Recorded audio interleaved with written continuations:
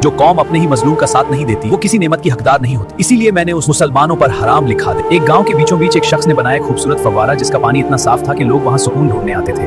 लेकिन उस फव्वारे पर एक अजीब जुमला लिखा था, सबके लिए हलाल मगर मुसलमानों पर हराम। लोग हैरान रह गए। किसी ने कहा यह दीन की तौहीन है तो किसी ने कहा यह शख्स गुमराह है। ये खबर सुल्तान तक पहुंच गई। बोलो क्या संदेश है?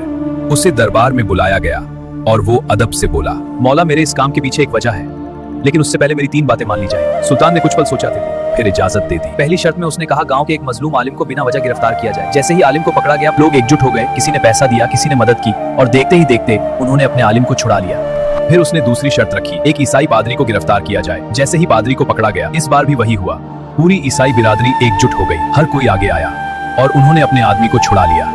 अब उसने तीसरी शर्त रखी, मस्जिद के इमाम को जुमे की नमाज के दौरान गिरफ्तार किया जाए। जब लोग सजदे में झुके हुए थे ना कोई आगे बढ़ा, ना किसी ने आवाज उठाई। कुछ लोग बस इतना चुपचाप घर चले गए और कुछ शायद इमाम से कोई गलती हुई होगी। तो एक हफ्ते बाद वही शख्स फिर दरबार में आया। हुजूर आपने सब कुछ देख लिया, जो कौम अपने ही मजलूम का साथ नहीं देती वो किसी नेमत की हकदार नहीं होती। इसीलिए मैंने उस मुसलमानों पर हराम लिखा दे। जब एक मुसलमान दूसरे के लिए खड़ा नहीं होता तो वो इंसाफ का हक भी खो देता है। मुआशरा जब जुल्म पर खामोश हो जाए तो वो अंदर से कमजोर हो जाता है। याद रखें, कौमें उस वक्त गिरती हैं जब वो जुल्म को देखकर भी खामोश रहती है।